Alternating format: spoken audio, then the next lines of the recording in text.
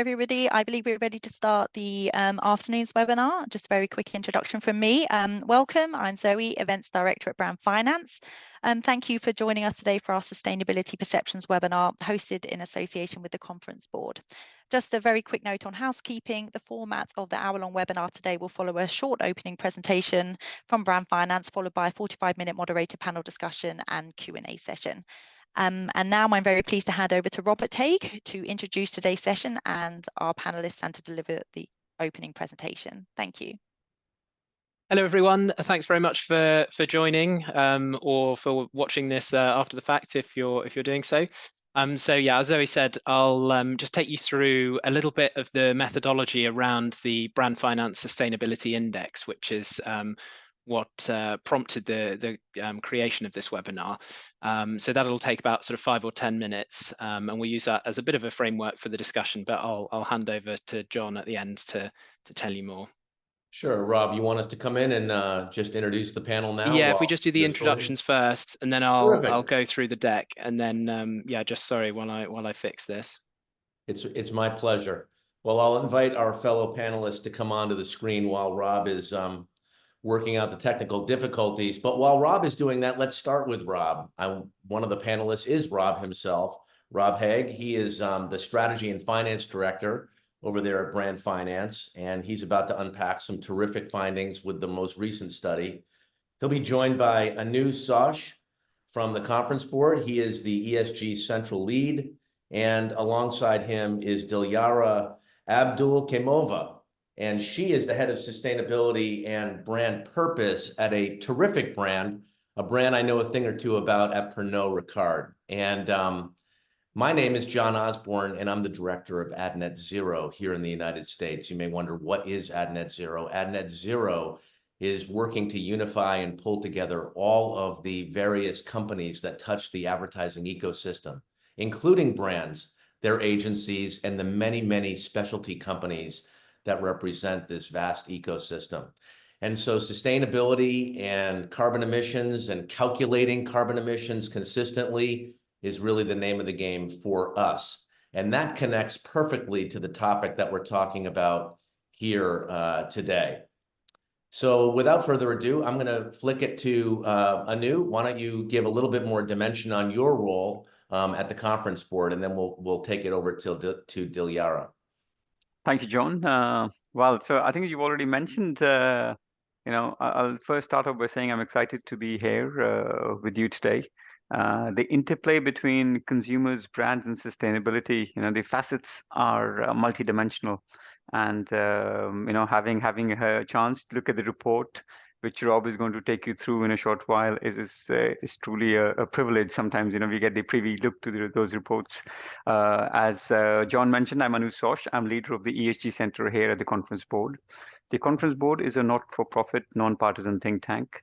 And as part of my role as the ESG Center, I typically work with the Fortune 500 C-suite executives across in Europe, Asia, and the Americas to help them embed sustainability in their strategy and operations.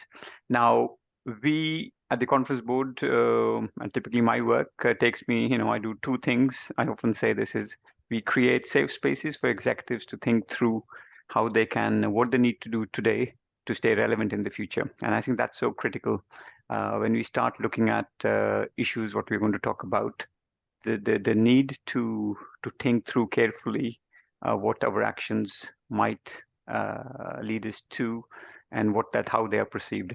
And secondly, of course, in today's, you can say, in a highly polarized world, we provide the relevant, timely, and unbiased insights. So we do a lot of research, which helps companies to, again, navigate that fast-evolving ESG landscape. But really excited to be here with all of you today. That's great. And Dilyara, how about through the lens of the brand? Hi, everyone.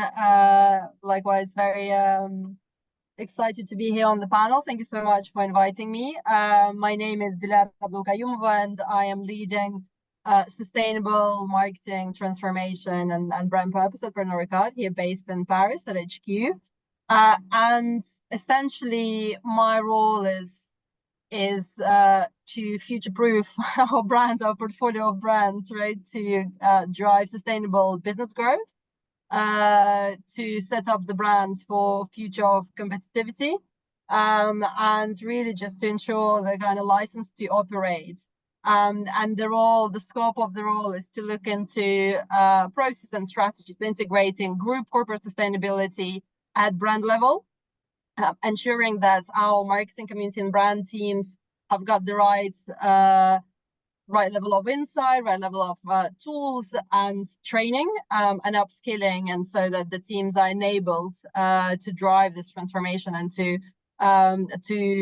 drive sustainable business growth, because obviously we are in a private sector, and we don't only have planet KPIs but also commercial KPIs. But yes, very excited to be part of today's panels, and it sounds like a very interesting conversation to have. That's great. Well, we've got this covered from various different angles, but before we jump into the Q&A, I want to go back to my good friend Rob and see if we've worked out any of the presentation slides. Yeah, thanks, John. Problem solved here, I think. So fingers crossed.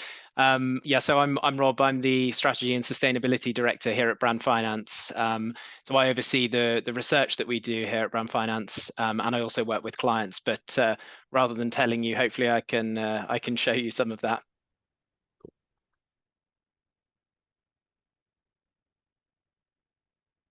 Okay. So how did our sustainability research come about? Well, I'm sure a lot of you on this call will have been told repeatedly, or just have an instinct yourself, that sustainability is incredibly important in a business context, and that you and your business need to commit to it. But it can often be difficult to make the financial case for action. And that's what we're seeking to do with this research. It's to help quantify the value of sustainability perceptions. So it's consumer-based, but of course, perceptions of all different stakeholder groups are worth considering as well.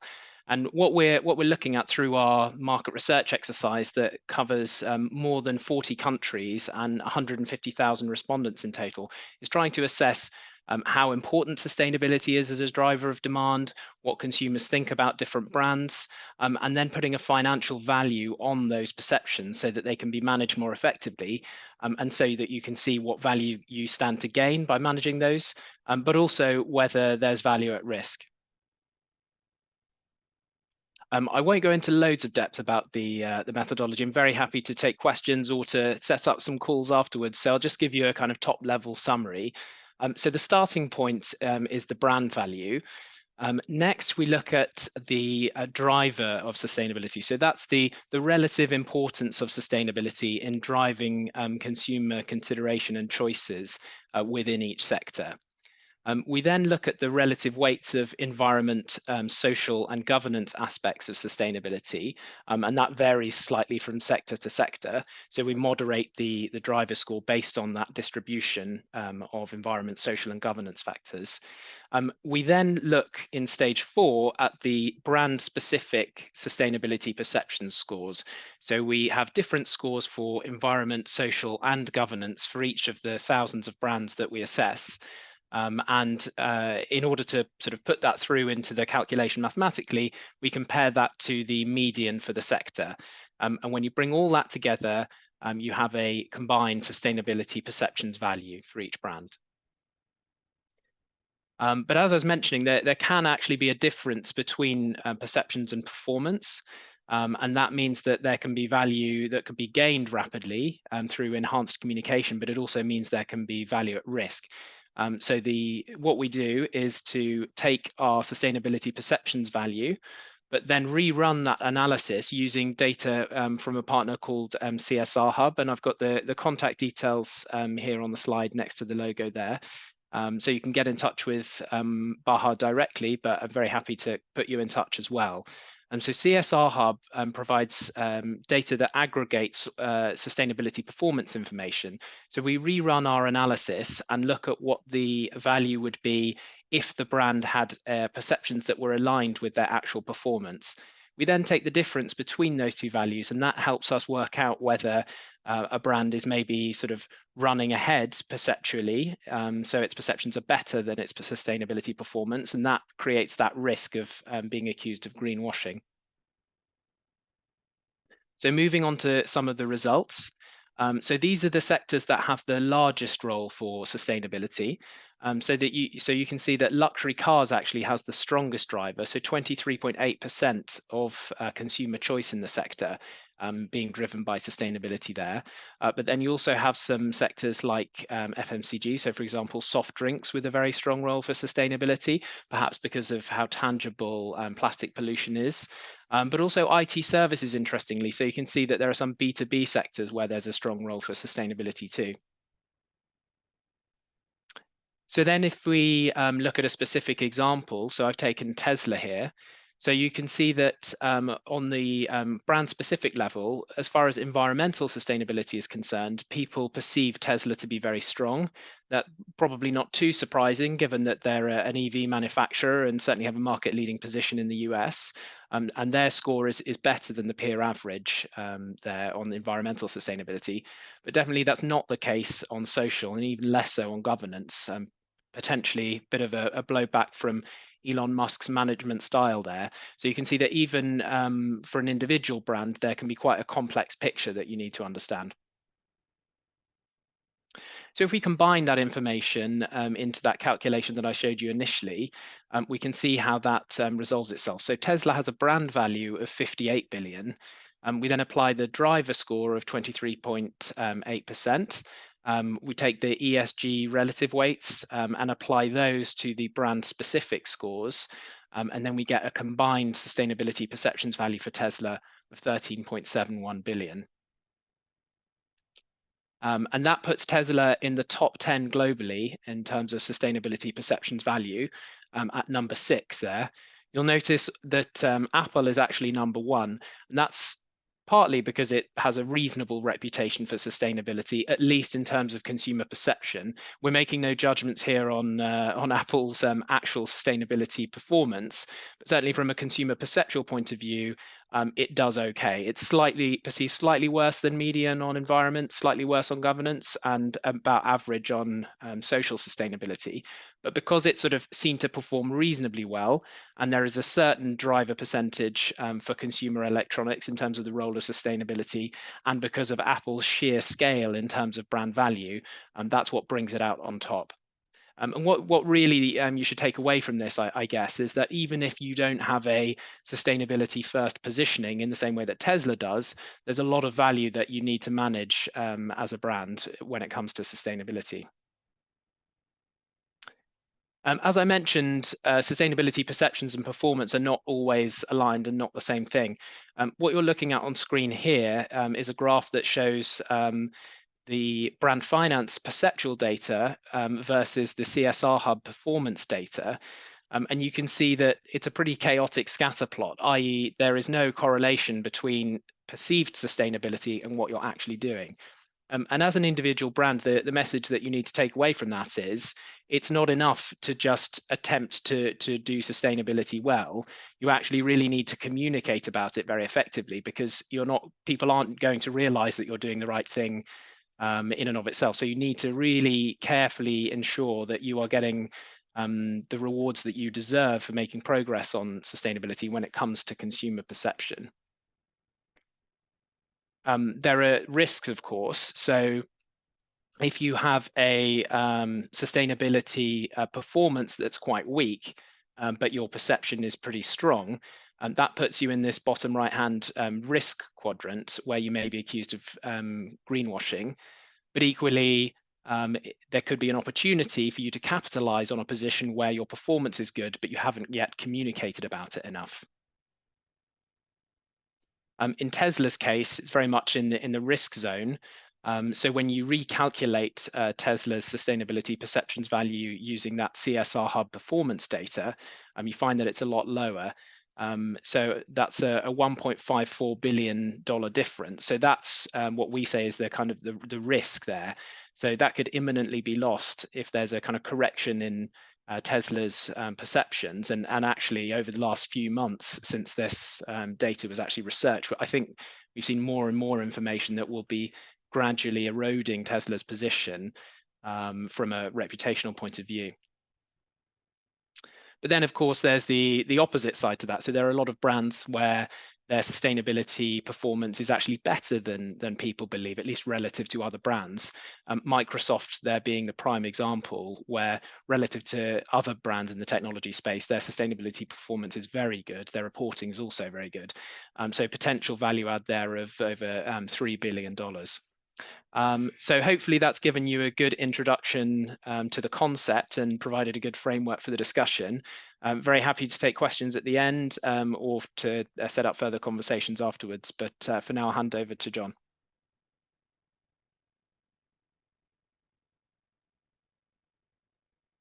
Thanks a lot, Rob. That was great. And we're now back with our A-team panel from different apertures, looking back at some of this great research and some of the findings that Rob laid out. Look, there were some really interesting findings that you unpacked there. And I think that there were some really interesting observations. And I just wanted to kind of put a lens on what you thought, Anu, were some of the more surprising or interesting findings, maybe by brand or by category or by region, just to kind of kick us off here. Thanks, John. I think first I would briefly talk about the report overall. There is a lot of interest on the whole notion of the return on investment of sustainability. Whether does it pay to be a sustainability? Does it pay to be a leader in sustainability? Or do brands or do companies, should they pursue a sustainable strategy at all or not? I think those discussions are very real. They are very common these days. And this report, to some extent, makes a good start, gives companies a good resource to think about making that link between the intangible value between the brand perception and sustainability. I think that's very, very important in today's world. Often we talk about the intangible value, it cannot be measured, but this makes an attempt, the report makes an attempt to actually quantify that. And that's so critical today. It's a great resource for executives to look at, to understand their brands from that perspective. What I would like to say in terms of the report itself, I will call out two interesting findings which I felt were good. One is the whole correlation between how consumers perceive sustainability. And this whole correlation between the notion of trust and the intent between doing the right things. And companies, and I think it's a good example where Microsoft as an example where it is doing the right thing. It communicates openly. It's really good at communicating, but maybe it does not overdo it. And that's why there's this, it is perceived positively, but not so positively, even when I look at it that way. So there's, it gives that opportunity of, yes, there is merit in doing the right thing, but companies really need to think through of actually, are we really maximizing on our efforts? Are we really getting the credentials? Are we really getting the recognition for what we are doing? So I think that comes through, the real action comes through, and consumers are sophisticated enough to know whether a company means it or not. I think that's number one. Number two, from a country perspective, and I think this is very interesting. And I've got two examples when you look at the so-called national hero brands, and that's what I would say. When you look at an example of Turkey, for example, the Turkish Airlines scored the highest in E, S, and G categories. When we go in eastwards to Samsung, it scored very highly in South Korea. Now, the question which came to my mind was, is it because these are household brands name in those countries, or are they really sustainable? Is it because the corporate teams have done a great job in marketing and communicating and leveraging the brand which has been built over the years, or are these truly sustainable? I don't have the answer, but of course, that's what we are here to do, is to discuss and talk about that. But I think that's very interesting. Look, I think it's when you boil it all down, I mean, I think the main point you're trying to drive at here is that clearly some brands perhaps are missing out on their upside potential. But I guess my next question is, what specifically are they not doing maybe that they should be doing? one of the great brands represented is one that Dilyara is a part of with Pernod Ricard. So how does this look through where you are, Dilyara? Yes, great question. So I think just a little intro about what Pernod Ricard is, the group, for those who might not be familiar. So Pernod Ricard is the wine and spirits group. We have more than 200 brands around the world, sold in more than 160 countries. We employ more than 18,000 people in 70 countries. So a truly big international group of brands, and sustainability, responsibility, ESG, or what we call sustainability responsibility, is a key pillar of the group growth strategy. We have a 2030 roadmap called Good Time from a Good Place. It's a roadmap that underpins 4 pillars from grain to glass. It's linked to United Nations Sustainable Development Goals, and we have 33 commitments or targets to deliver against the full roadmap of the 2030 roadmap. So just to say how important sustainability and responsibility is for the group in general. So when we talk about brands, of course, there's the duality, the corporate brands, and then the brands that constitute our portfolio. And if we talk about the actual brands, not so much the corporate brand, but brands, from Pernod Ricard perspective, it is important to really take a consumer-centric approach. Of course, we understand how sensitive consumers and investors are to how products are produced, how they distributed, and some products will be consumed, or some products within our portfolio will be consumed in 20-30 years time. If you talk about whiskies, cognac, champagnes, and so we need to produce them today with expectations, with the sustainability expectations of tomorrow, of 30 years time. And we understand that we operate in a very complex environment, and the learnings that Rob shared with us is different in geographies and nationalities. It is very important to take this in mind and have this nuances understood, but also understand the kind of macro influences of purchase decisions, right? And in that sense, what we did is we developed those tools that will help us really dig in and take a very detailed view on what consumers care about, what they understand currently, and what are the future prospects and future scenarios and plannings. So we've developed what we call a Sonar Barometer tool. It's a tool available in 26 markets and 14 languages, and it covers more than 100 million different social, internet, online interactions, and gather this understanding of what topics are important for our consumers across different geographies. So that gives us already a platform, a territory to see how we can tailor the messages in a way that are going to be resonating with people, and how we can be tapping into the conversations that are important. And it is true that geography and cultural sensitivities are different. So social topics are spiking more in the kind of North America and UK. Central Europe takes a more balanced approach between environmental and social topics. India and China are more focusing on environmental topics. So we see this difference.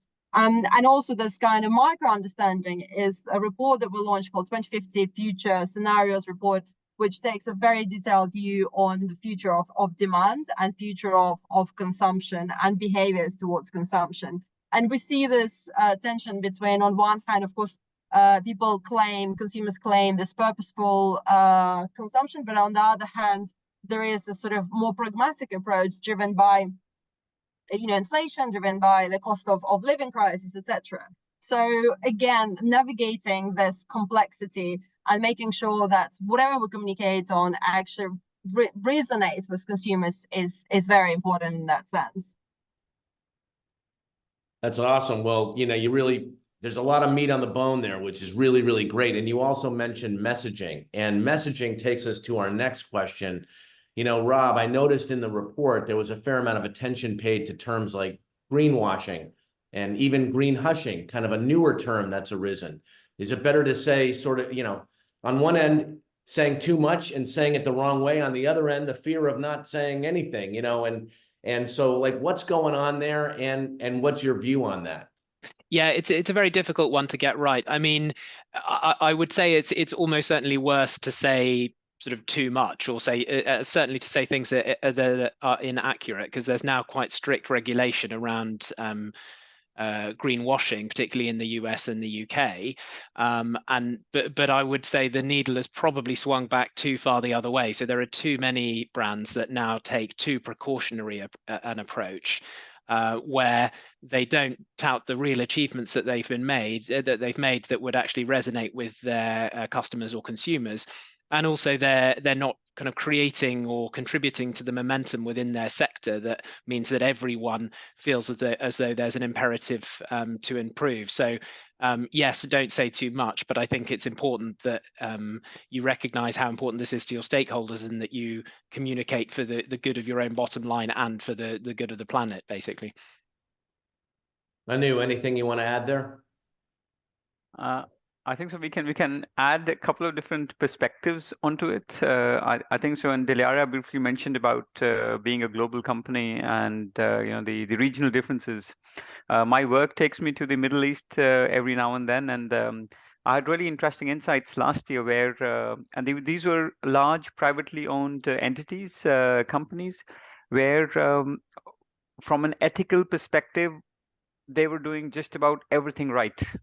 You could have held them to the highest standard possible, but they take the view that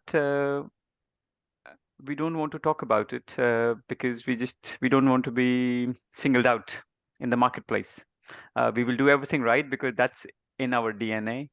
That's how we are built, but we prefer not to talk about it. Now, this is not greenwashing. It's just how the region is and how the companies are being run. Having said that, on the other side, I completely agree with Rob.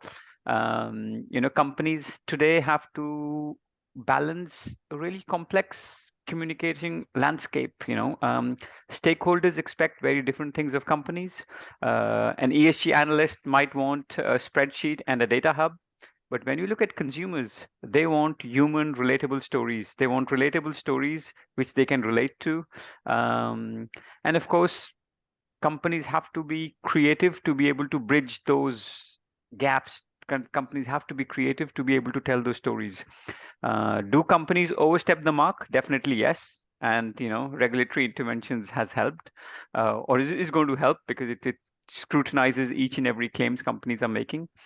But I feel being mindful is important, but being quiet can be detrimental given the situation, given the world we live in. So companies have to use their voice positively, and of course to advocate change as well.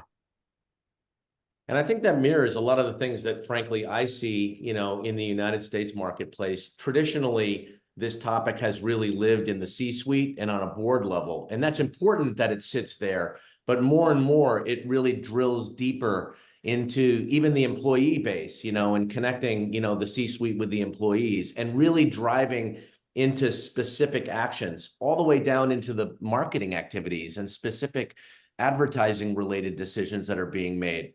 Dilara, I'm sure you deal with this stuff, in your world. And I was wondering if you might take us a click down into some of the more specific things that you might be leaning into from a marketing perspective at Pernod Ricard.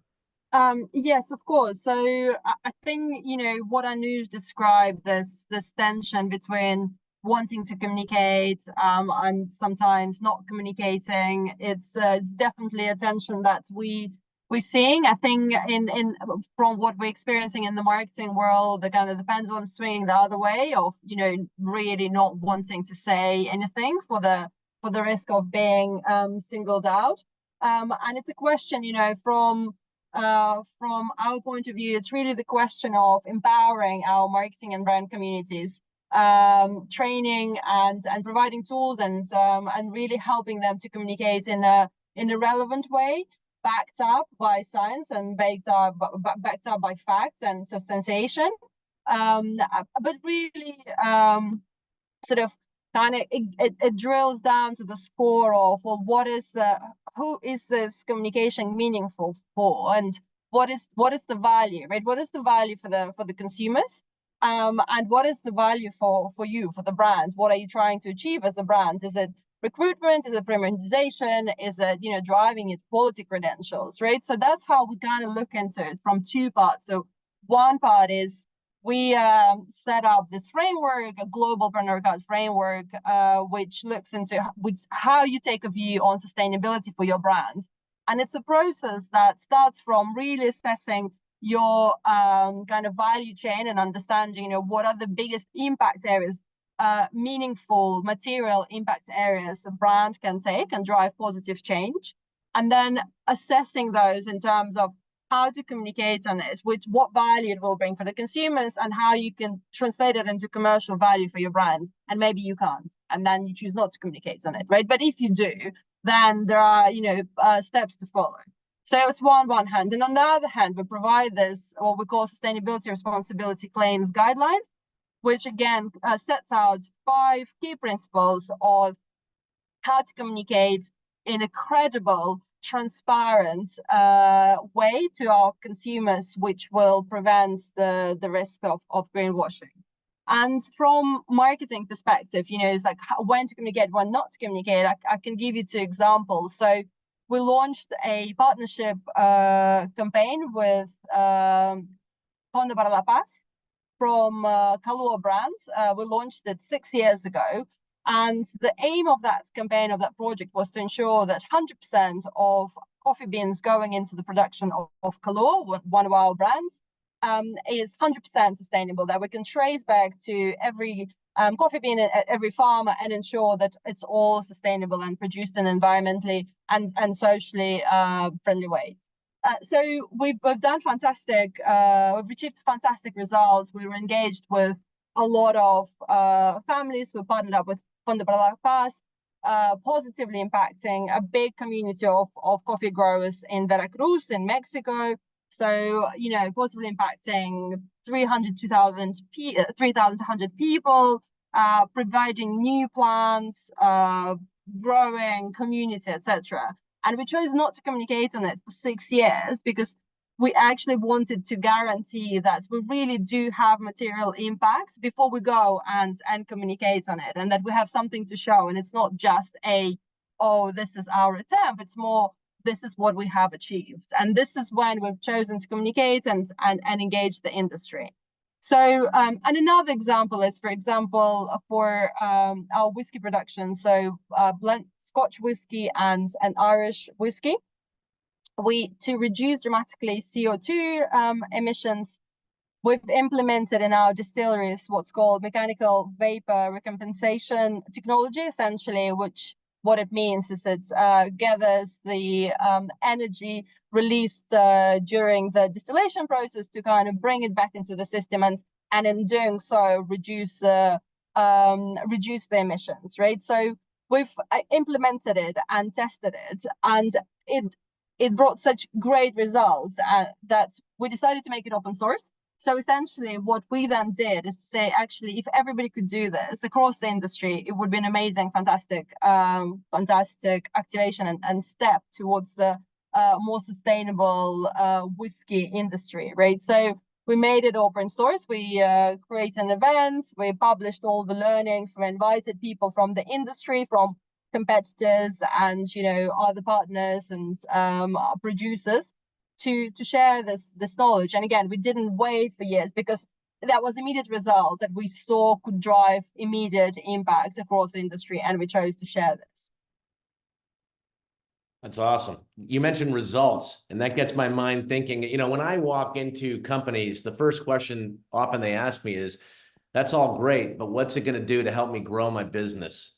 And so, you know, there's sometimes a tension that exists between purpose and profit. So, I mean, I guess my next question, not to be glib about it, but I mean, can you have it all? Can you have it both? Spoiler alert, I think you can, but don't trust me. Rob, don't worry, Rob, I'm coming back to you. You thought I wasn't coming back to you, I'm coming back to you. Maybe you can drill into that a little bit more. Well, as I work for a consultancy, you'll probably be unsurprised to hear that my answer is it depends. For for some companies, definitely, yes, I think you can have it all. Hopefully our data shows that there are some brands where actively doing more around sustainability and actively communicating about that will resonate well with their important stakeholder groups, most importantly their customers or consumers, and then that will grow revenue profitably. But I do think it is worth noting that there will be situations where there is a trade-off. Sometimes that will be, in the short term. So it might mean that kind of basically there's always going to be a part of the market for whom sustainability is not a very significant driver, and that's why kind of drilling down into these results even more, looking at different market segments, is important to see where is sustainability really, really important, and how do you cater to that part of the market, where is it really not very important, and what messaging do you use instead. So there will be brands who maybe cater more towards that part of the market and can do so profitably and at a lower cost point if they don't really invest much in sustainability. So there is a tension there. That being said, even if you pursue that approach, it might be a little bit short-termist, because you never know when regulations are suddenly going to kind of catch up with or overtake you, or you never know whether market demand is going to change significantly and the segment of the market you thought you were able to serve indefinitely has suddenly moved away from you. So I think sometimes you can have it all. Sometimes there's a tension, but I think any brand more or less should be thinking about this to one degree or another. Any add-ons to that, Anu? I think when we look at the timing is important. When we look at the time horizon between 2015 and 2020, I think those 5 years were the ones where we saw really the mushrooming of purpose-driven companies or purpose statements or reframing of missions. Corporations went to an exercise of, because being purpose-driven was, to some extent, was the cool thing to do, and many companies went onto the bandwagon. And of course, this also raised to the question which said, what happens when you pit purpose against profits? I feel, and the work we have done and the conversations we've had, I think that there's this evolution which companies go through, and I think so to some extent, I see some of those principles when Dilyara talks about some of those thinking comes through really nicely in what Dilyara has been sharing with us. There's a shift from a perspective of having a standalone purpose, having a wraparound, having a sustainability strategy, all of these things, which is most of the companies do this, to a values-driven approach to say, we would want to be a sustainable business. We want to be, and this is what our vision is for a sustainable business. And you start to integrate, you start to transform the way you go about doing things, the way you go about, you set up a business model. And in that way, what you do, of course, is regulations, compliance is not the means to an end. You start to look towards creating those values, both in the short term and in the long term. And of course, there'll be trade-offs, as you said. Maybe in the short term, there'll be some projects which might not give you the payback which you ask for. But then going back to the initial point which Rob mentioned, if there is value to be gained from being a sustainable brand, that helps to overcome those short-term challenges. But I think so a values-driven business, which is embracing sustainability or sustainable business principles, that's the way forward. And then that gives you a framework to navigate those trade-offs. And Dilyara, I saw you nodding along there. Frankly, I was nodding along, but I saw you nodding along too. Do you want to get in on this? Yes, no, I think it's Anu summarized it very nicely, and it's definitely what we've seen at Pernod Ricard at group level, this kind of transformation of how sustainability responsibility started and where it is now. So, the specificity for the group is that, it is, for us, sustainability responsibility is really the legacy of what our company was built on, and it kind of stems back to the times of Paul Ricard, the great-grandfather of Alex Ricard, the current CEO. He set up in 1968, I believe, Oceanography Institute and funded it. So it's a big, as the company, as the group, we do believe with this interconnectivity that everything is linked, people, nature, business growth. So what's the way we've seen it works is it's once we integrated sustainability responsibility at at strategic, at business level, right? So it's linked now to the mission of the group, which is unlocking the magic of human connection by bringing good times from the good place. It is governed by senior leadership incentives. So it's actually sustainability and responsibility KPIs are part of our C-suite 500 plus top employees and leaders of the group. And it's really looking into long-term performance and the sort of understanding that there is no future value without sustainability. If there is, we depend on, we all interconnected and we all depend on each other. We depend on climate. So there is no future without us taking a view on sustainability and growing our business in a sustainable and responsible way.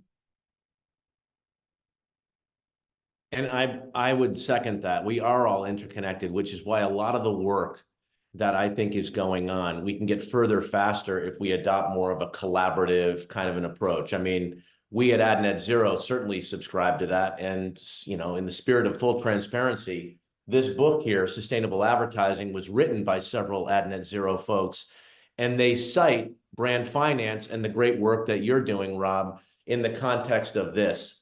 Sometimes in the sustainability journey, the early steps are perhaps the hardest. And this will be kind of my wrap-up question before we go. We've got a couple of great questions in the Q&A, by the way, but I guess we'll kind of close off the formal round of questions with this sort of, I'll tee this one up. If you had one piece of advice, to companies looking to get on the sustainability journey, what might it be? Dilyara, I'll start with you. I'm going to start with you this time. Right. Well, like a true marketer, I'm not going to give you one. I'm going to give 3. Good. So 3, know your supply chain inside out. Really, really understand it to, assess risk and opportunities for innovation. Be collaborative. So look beyond your business and industry. Be collaborative inside and outside your brand and your business. And then be dynamic and open-minded. So ESG, sustainability is constantly evolving. It's fueled by innovation. There are so many opportunities. So really just stay open for any opportunities and stay open-minded. That would be my 3 top advice. Great. Rob? I'd say for me, the most important thing, or the most important starting point, is understanding. So you need to understand who your stakeholders are. You need to understand how important they are relative to one another, which sustainability issues matter most to each of them, and how you can connect the other things that matter to them, so there are other key criteria, to the sustainability messages that you're wanting to put out. So it's kind of starting from that good place of understanding, and that can help you to then develop strategies that you can execute successfully. Anu? Wow. Dilyara talked about understanding. Rob built on it by using the word. He didn't use the word materiality. We're talking about sustainability and we've not talked about the word materiality, but Rob didn't use it, but I'm going to use that, understanding materiality. And I'm going to top it out by saying the whole notion of ESG fluency. And the ESG fluency idea right across the organization. And many organizations stop at the awareness level, but frankly, that is not good enough. Given the challenges we face, we need to ensure we empower our employees to take action, to unlock the opportunities which sustainable businesses can really get and deliver for us. It's about growth, but by addressing the societal and the environmental needs we have. And I think there's lots of opportunities to grow. And ESG fluency is at the heart of everything which we have to do. Yeah. I guess from the AdNet perspective, I'll add my 2 cents for what it's worth. In my line of work, it really begins and ends with knowing before you go. Really, what are the current benchmarks that you're at? And, there's a lot of finger pointing in terms of whose carbon load, emissions load is higher or lower. But to me, that's not the headline. It's the improvements that we can all make, regardless of where the initial baseline is. And that starts with an understanding of measurement. an ability to kind of take the first steps on managing the carbon emissions and ultimately making progress. And that's what we're doing here at AdNet Zero. So without further ado, that was great. Thanks, everybody. We're going to dive into the Q&A, and I'm going to read them off here. And the first one is, boy, this is a great panel. I think you should consider taking it on the road. No, I'm joking. That was not one of the questions. I'm joking. The first question's an easy one. Rob, I'm throwing it to you. How many brands were screened? So the exact number is, I can't give you. It is above 4,500 though. And the criteria for inclusion is basically just being the biggest brands in the world by revenue. So yeah, it's a fair test to kind of assess the sustainability perceptions of the world's biggest brands. We have values for over 2,000 for sustainability perceptions values, and then for the other brands we have that perceptual information, and in a lot of cases the performance information too. Okay, this is for anybody. Given the growing global emphasis on sustainability, both intentional and unintentional, what challenges and opportunities do small and medium-sized businesses face in adopting comprehensive sustainable strategies, particularly compared to larger, well-established companies that may already have high sustainability scores? Is that one for me as well? It was a jump ball. Okay, so sure.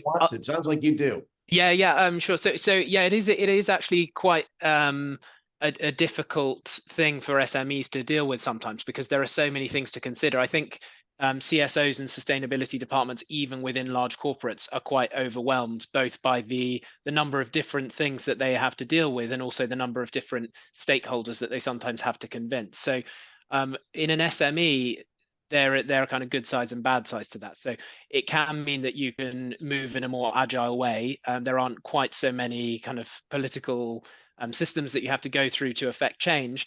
But then on the other hand, you may not have the resources, particularly when it comes to things like reporting, that can be quite sort of onerous. And there are more and more platforms that can help you do that in a more efficient way.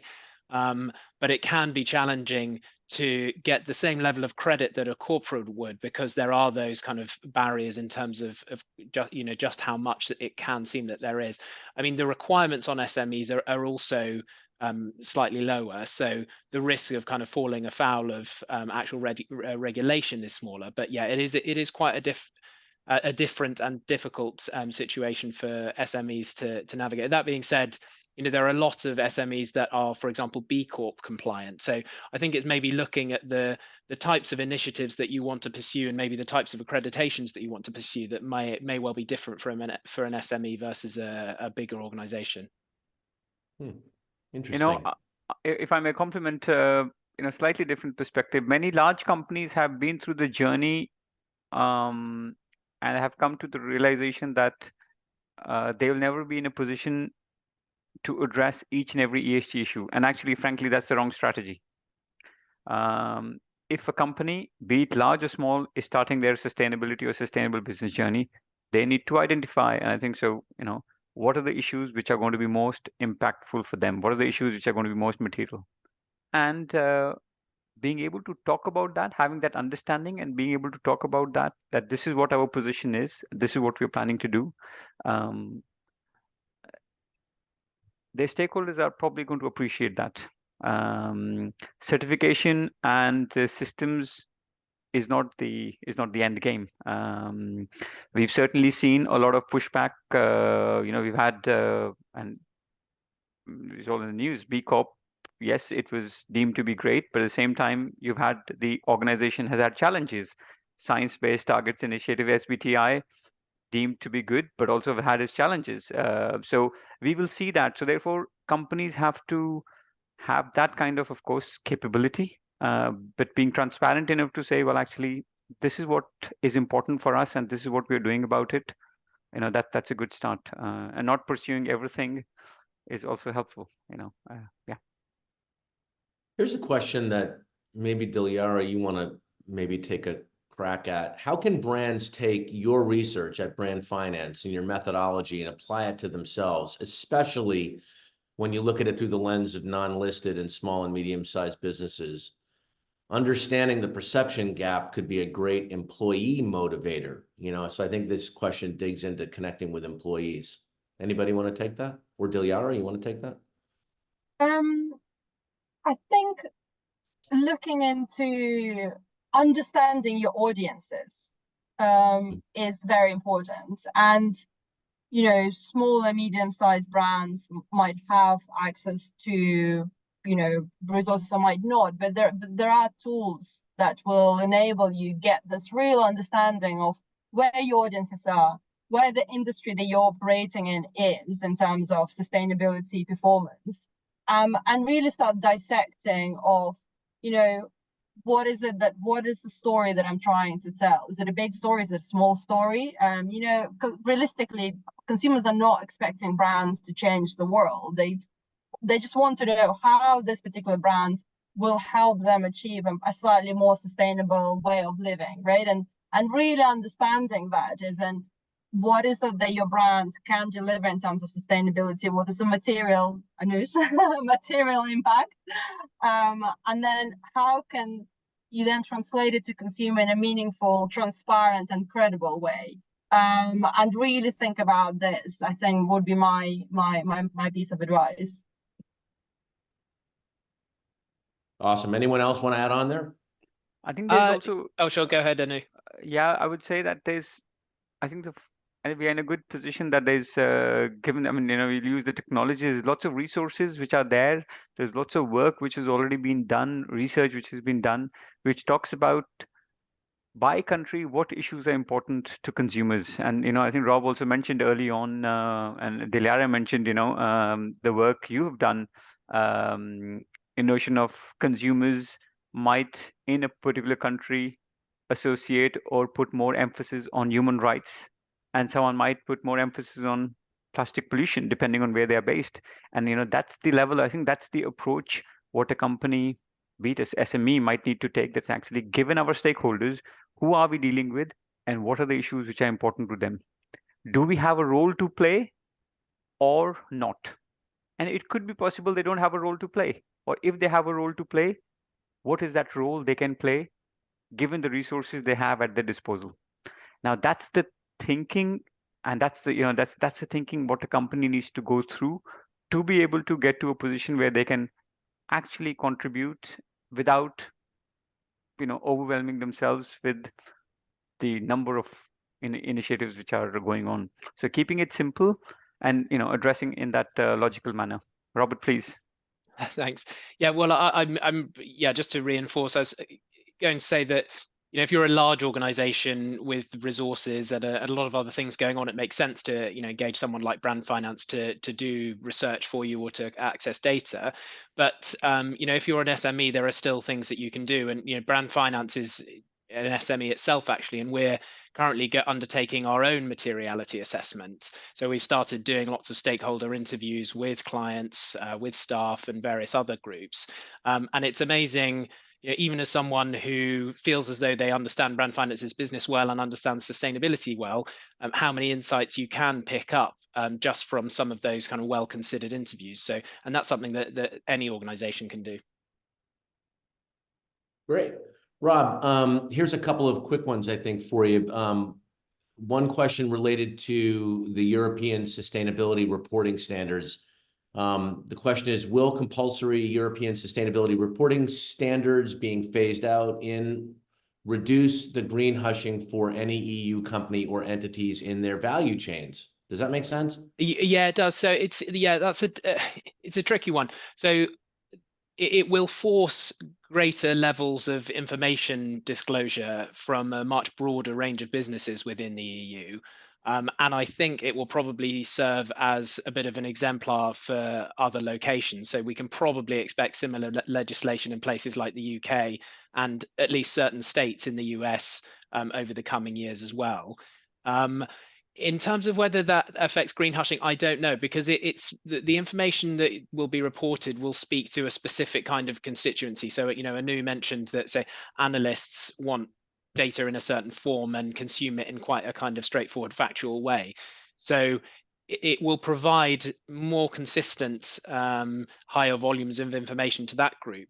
but there's a difference between providing that information in a factual way and, as Anu was saying, kind of humanizing it and making it really relevant to more consumer type stakeholder groups. So it will achieve good things, but I don't know if it will necessarily change that.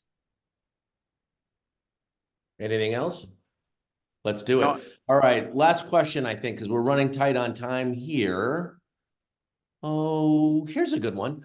What is the most successful way you have used to prove ROI for sustainable practices, tangible and intangible? Anybody could answer this one. I can begin. I think depending on what you set out to measure.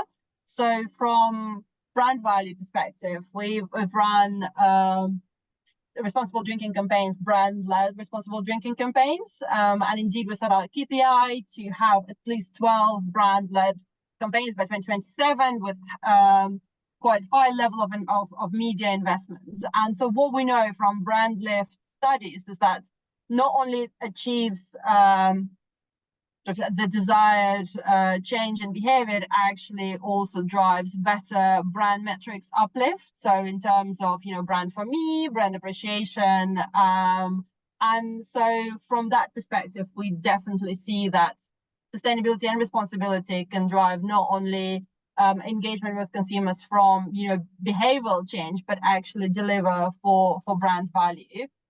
It's kind of one part of it. And second, running employee surveys, so across company employee surveys, we're seeing that there is a very strong value from employee engagement perspective, and the sense that being proud about working for an organization that has got strong S&R commitments. So I think to answer this question in two steps, so brand value definitely, we definitely see the return of investment, and also the employee engagement and retaining talent is also a big part of it. Anu or Rob? I think Well, we are addressing go ahead, this question over the next 6 months. We've just embarked on a project called ROI on sustainability. And these are the kind of questions we want to address, because we want to go beyond that specificity and make it more exhaustive set of arguments.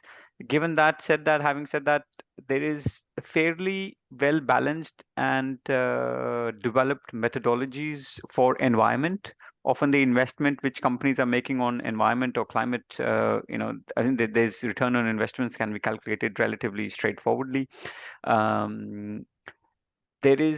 We start getting into a gray area when you talk about social issues, because then you start taking it towards the intangible benefits, which it's hard to put a number unless you go to the brand values. Lately, we've also seen that many organizations are able to attract better finance through sustainability-linked loans or sustainable bonds. Now, although it's not literally in the literal speaking traditional way, they're not return on investment sustainability, but in the broader sense, that's the future. You might say, well, actually, it's also helping you attract better financing. So, I think that's something which we need to bear in mind. There could be different ways of approaching this question. Well, we'll let that be the last word. I thought that was a good probing last question, and we're up on time right now. So I just want to thank the panel, everyone that's joined us, everybody that's listening in, whether you're live or whether you're watching this on a record. Dilyara, thanks for inspiring us. Anu, thanks for bringing the insights. And Rob, thanks for all the tremendous work pulling all of this together and for leading the way on behalf of Brand Finance. We're humbled here at AdNet Zero to be a part of this whole thing. And for those of you looking to learn more, please reach out to either Rob, anybody at Brand Finance. Feel free to reach out to me at AdNet Zero. You can find me on LinkedIn. Have a great day. Make the best of it. And let's do good things for the industry and for business. Take care.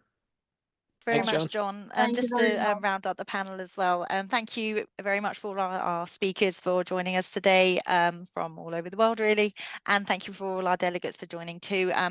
As a reminder, this webinar has been recorded. All our webinars are available to view on our Brand Finance YouTube channel, and this recording will be circulated to all attendees and non-attendees after the event. It will likely be tomorrow afternoon. And if you'd like any further information on the topics discussed or for information about future events, please email events@brandfinance.com. And again, just a closing word, thank you very much for everyone for joining us today, and hope to see you again soon, either online or for our in-person events. Thank you.